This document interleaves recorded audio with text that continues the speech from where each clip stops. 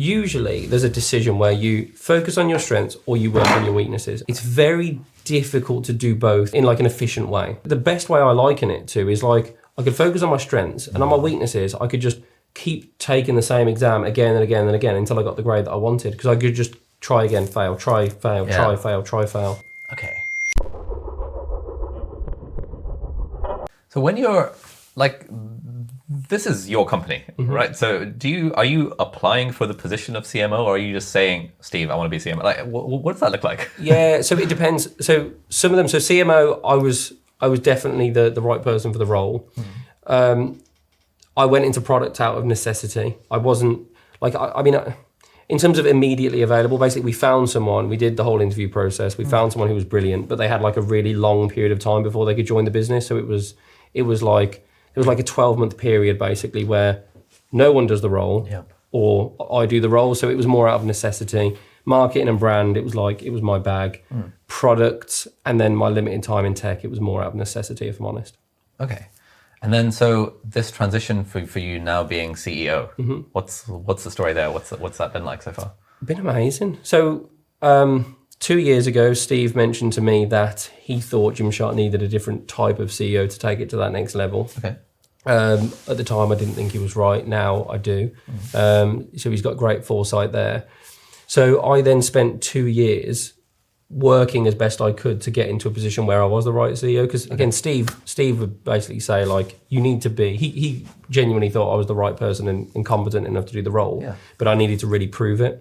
And the alternative was to hire someone else. Now, fortunately, I got to the level of being able to do the role. So 2 years of making sure I could speak publicly, talk to camera, understand a profit and loss properly, understand, long-term strategic decisions and working with teams and all that sort of stuff, which again, going to the different chiefs roles that I've done, it gave me incredible grounding across the business, which really helped. And then more recently, the sort of official transition started May 1st and it completes August 1st. And we're what, July now, middle of July. So I'm about 2 or 3 weeks away from like officially completing that handover.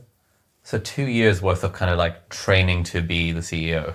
Yes. I've like every single day, like writing a list of things I need to do, working towards them. The wallpaper on my phone would talk about the things I need to get better at. Just every single day working towards that.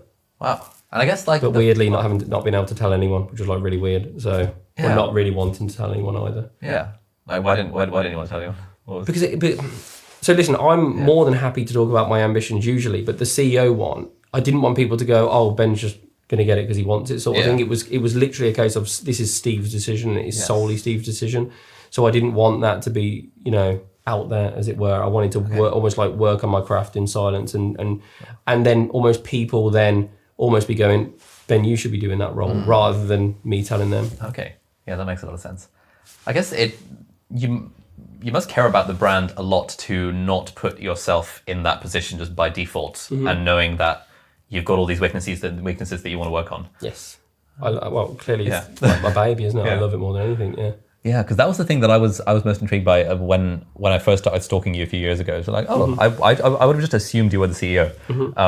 But now I think that I've got a bit more experience in business and like, I wouldn't want to be a CEO right now because I know that it would just be an absolute shit show. It's like, so this is the thing, and I talk about this a lot, right? So Steve came in and he was the best person to be the CEO.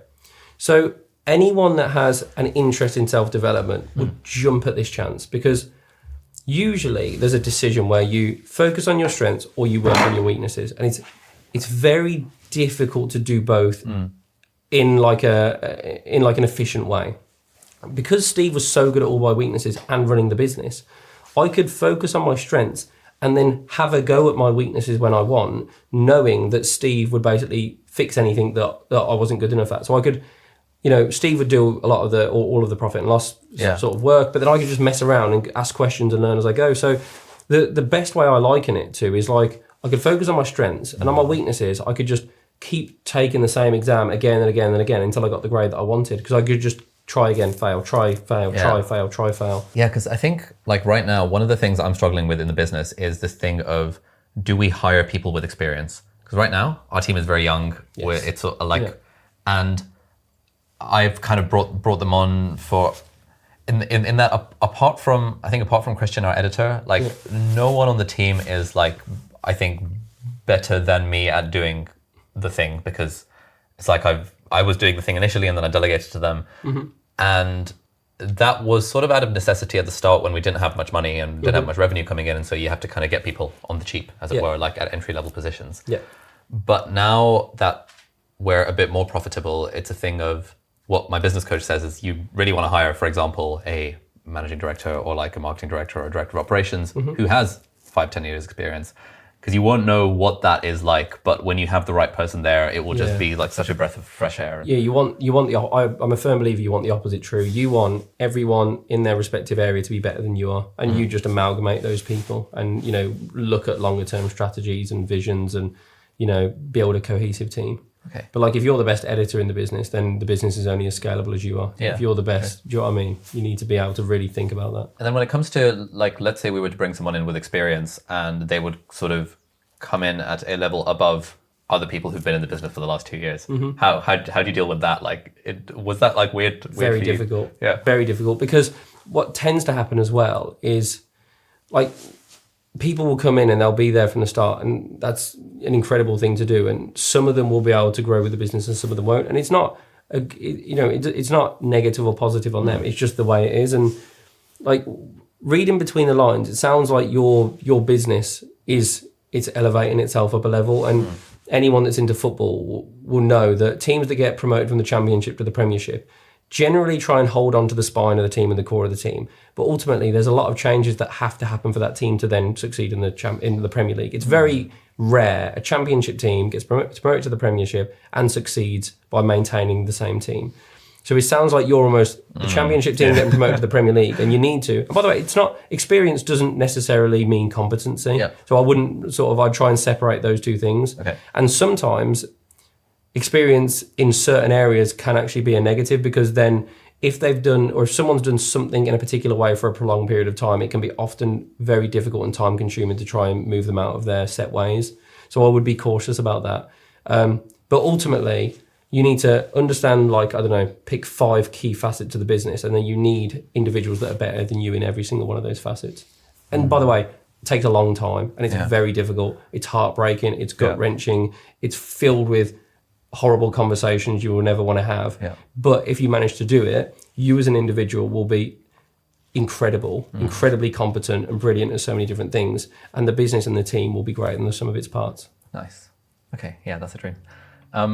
So one thing I was going to ask you about, like, you often hear, for example, tennis players that win Wimbledon at the age of 23, and now they've like made it, and now there's no, like, they could kind of get a bit depressed because, you know, that's the pinnacle. Like, what more do you go for? Do you feel like you're in the position of having won Wimbledon at 23? I was really scared of that. Like, legit, no word of lie. I was really scared, because what we did is when we did this deal and General Atlantic came in and helped tidy up the shareholding, I earned good money, and I've done okay, and I earn really good money now. And I was scared that, so there is a point now, I'm at a point now where I'm going to be completely candid. I don't, you know what I mean? I don't need to work. Yeah. I could comfortably retire happily. And I was really scared that when that happened, that I would lose the hunger, genuinely. And I was really open-minded with myself that I would react accordingly to however I felt.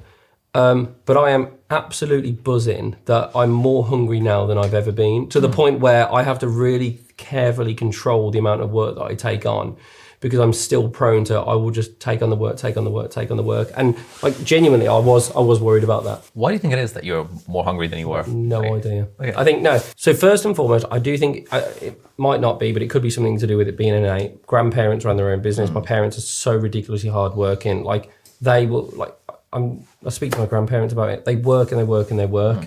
I also think, and I'm really driven by this, I'm driven by the team that I work with, and I want to do well for them, and I want them to do well, and I want them to succeed.